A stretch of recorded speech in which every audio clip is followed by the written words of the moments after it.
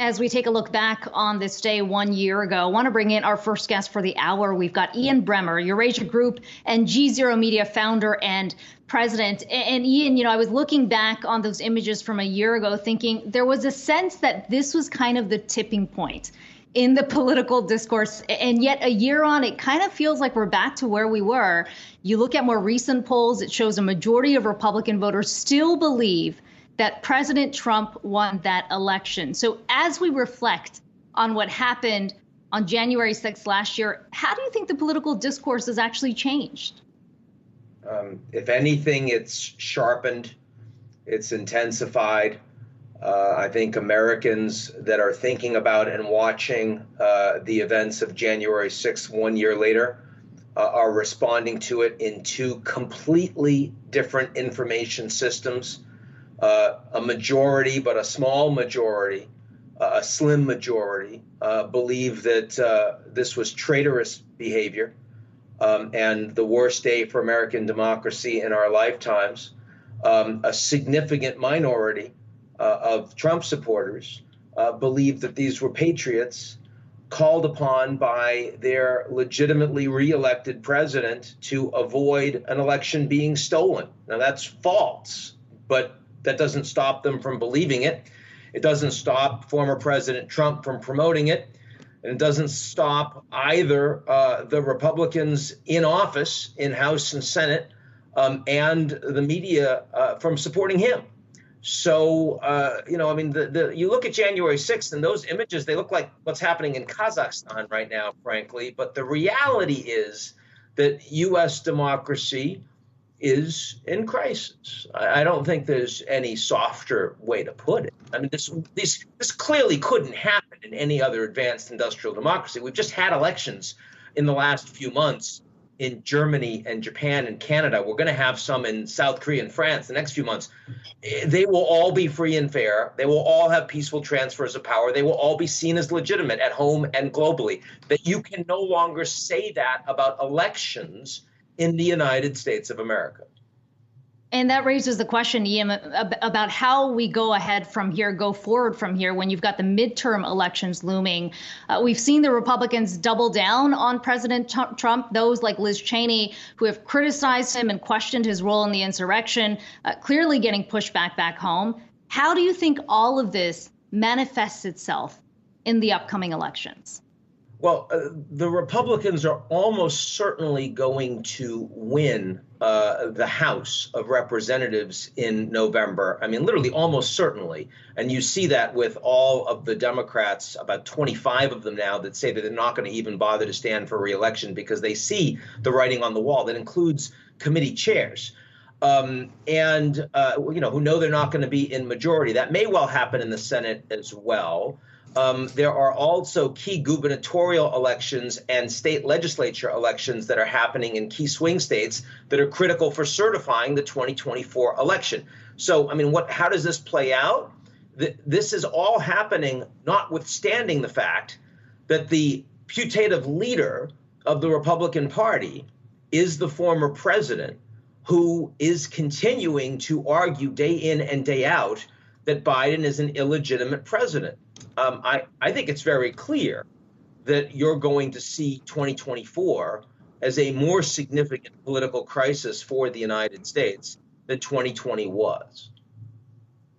Yeah, and Ian, I mean, when we look at kind of the global picture too, Eurasia Group out with their top risks 2022, always love looking at kind of how you guys think about where we're at. And obviously that's very much the domestic situation. But when you back up and kind of look at the global picture, I mean, there's a lot of risks to point to. You can take your pick in terms of China right now, and relations there are certainly not improving at all. You've got Russia as well to add into the mix, and you do wonder kind of what can be solved in terms of outside problems when internally the kind of division you're talking about right now isn't getting any better as well. So which one would you say is a bigger risk to watch on the geopolitical stage there in 2022?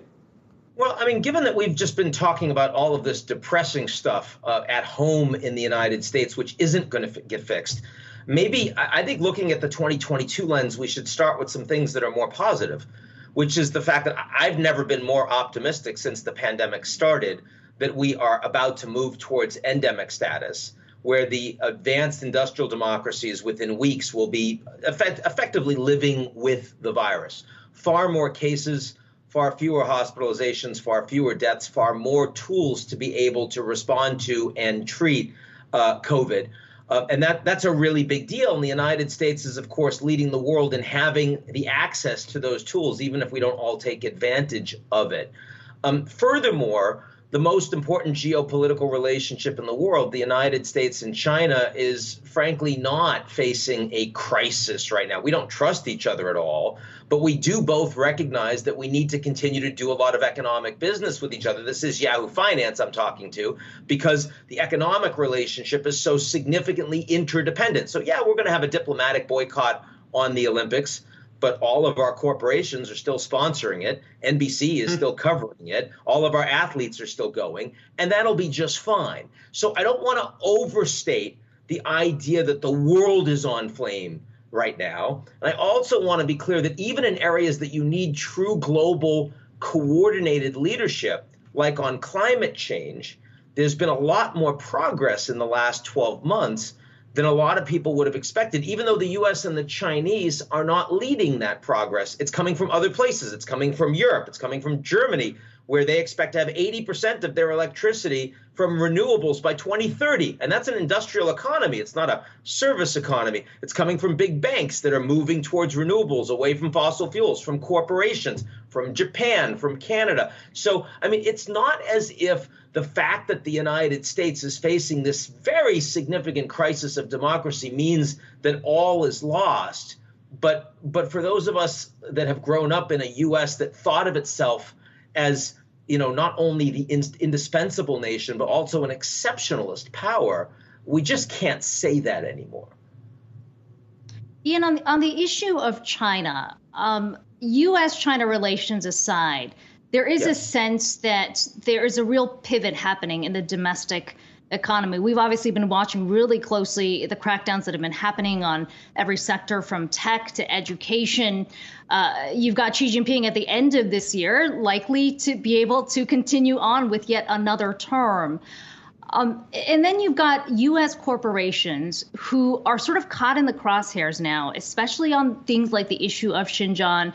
And there's a calculation that's happening whether, in fact, the growth still outweighs the political risks of doing business in China. Is China still a good investment? Well, I think that China is presently going through a kind of authoritarian populism. In the United States, we have a U.S. foreign policy for the American middle class. That's Biden. You have Make America Great Again. That's Trump. I think that Xi's common prosperity is focusing on a policy for the Chinese working and middle class. I don't know if you know this, Akiko, but China today is more economically unequal than the United States. And China is an ostensibly socialist economy, right? That shouldn't be happening. And Xi Jinping is trying very hard to address that. And if that means breaking some eggs in terms of local Chinese corporations and what they are and aren't allowed, the kind of wealth they can amass, the kind of business practices that they can have for technology companies and consumer internet, for video game companies, for educational tutors that are allowing the wealthy to do better, but not the Chinese poor, their equivalent of the Varsity Blues scandal we had in the United States, they're going to take action. And so clearly this is creating more concern about Chinese growth and the sustainability of that growth. This is not the free market and the invisible hand, right? But, I talk to CEOs of Western companies literally every day, and I will tell you that on balance, the majority of them are planning on doing more business in China over the next 10 years, not less. And the reason for that is simple. It's because China's on track still to be the world's largest economy by 2030. And corporations ultimately want to be where their markets are going to be. So there's more uncertainty, there's more risk, and there is some decoupling going on for those involved in consumer internet and other strategic sectors where the Chinese government is making life really hard. But if you look at the broad variety of sectors that comprise the American economy, on balance, the U.S. is going to do more, not less. And by the way, the Biden White House completely understands that and is formulating policy with that in mind. They know that they lost votes in 2020 by being seen as weak on China, Beijing, Biden, and they don't want to do that again, which is why they have the diplomatic boycott, which is why they say that China's committing acts of genocide against their own people, the Uyghurs in Xinjiang. But the reality of U.S. foreign policy towards China is to avoid crisis precisely because our economies are enormously interdependent, and that's not going to end anytime soon. Yeah, and as you rightfully point out in the graph that we're showing here, trade continues to kind of rebound after that tough talk that we saw under the Trump administration and the pandemic as well. But, we've heard from other people, including on our air, Double Line founder Jeffrey Gundlach talking about why he thinks China is uninvestable right now, concerns about maybe capital are getting confiscated. When you back up, though, and look at kind of what the geopolitical implications of China maybe filling the void that the U.S. might be leaving now on the global stage, certainly started with President Trump kind of being a hands-off leader when it comes to global affairs. Does China step into that role to kind of being the police power now on the global stage? I mean, we're kind of already seeing bits of some open problems if you look at Kazakhstan and elsewhere right now. How do you see that playing out? Yeah, Kazakhstan, Ukraine, Ethiopia, Syria, the Sahel, Venezuela, Myanmar, Haiti. I mean, there are a lot of places that are on fire right now, and the Chinese are stepping into the breach, and absolutely none of them. This is not a Cold War between the Americans and the Soviets where we were fighting over every piece of territory and everything had strategic import because it was East Bloc or West Bloc. This is a reality where the Americans no longer want to be the global policeman, and the Chinese are having none of it. So the United States pulls out of Afghanistan. That means no one's in Afghanistan. It doesn't mean the Chinese are operating and go into that vacuum. In China's own backyard, yes, of course, there's more pressure on Taiwan. Hong Kong, they've completely integrated. They're going to do more around the 9-dash line, and they're fighting with us around the South China Sea, and that's why we created AUKUS. That's why the Quad exists. So there are tensions that are growing in Asia itself. But around the world, the much lauded Belt and Road from China, they're investing about 10 to 20% now of what they were in Belt and Road 7, 8, 10 years ago. And the reason for that is because China is focusing, like the United States is, much more at home.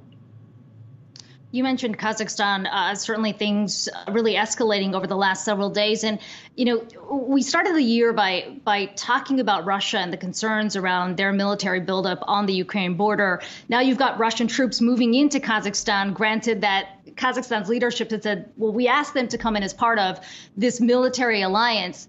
What's playing out in Kazakhstan right now, is that really about rising gas prices? Or is there something larger at hand? And how do you think this allows Russia to further exert its influence in the region? Well, I mean, we're talking about 3,000 Russian paratroopers. So the size of that military intervention, the peacekeepers so-called, is marginal. They're unlikely to be involved in direct fighting against local Kazakhs. It's more bucking up and bolstering the Kazakh army so the special forces can do their thing and clear out the opposition. I think this feels more to me like Belarus. It's a repressive, authoritarian state. Nazarbayev has been in power basically since 1991 when Kazakhstan became independent. The economy has not done very well. The people are angry. Gas prices came up and suddenly that was the last straw for them. This is a tough economic environment. Living under a kleptocracy doesn't make you very happy. There's not a lot of trickle down going on in Kazakhstan. There's definitely a sense in Russia that if that can happen so quickly and so surprisingly in a country like Kazakhstan that they thought were stable, what about in Russia? I mean, Russia economically is doing okay right now. They're going to be running a surplus this year because energy prices are higher.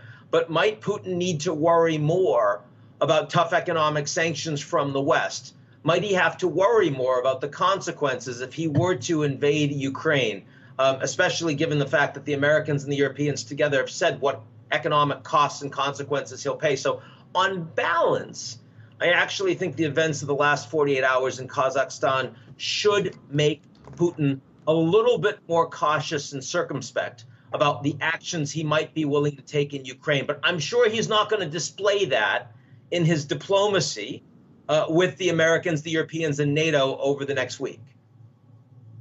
And Ian, we started with domestic issues. Let's wrap up with those as well. And, one of your risks, as you point out in the report too, is looking at what happened with the push when it comes to climate change and green energy and policies here and around the globe, really. And it's been interesting to kind of watch the bounce back in oil prices here and President Biden's decision to kind of tap the Strategic Petroleum Reserve in what some might say was a way that hadn't been tapped really before to kind of enter into the price arena.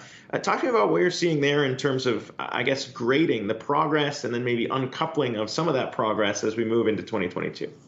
Yeah, well, look, when you're facing inflation at 30-year highs and no one was expecting it in the Biden administration at the beginning of the year, that was driving heavily on his popularity levels in the United States. So what are you going to do?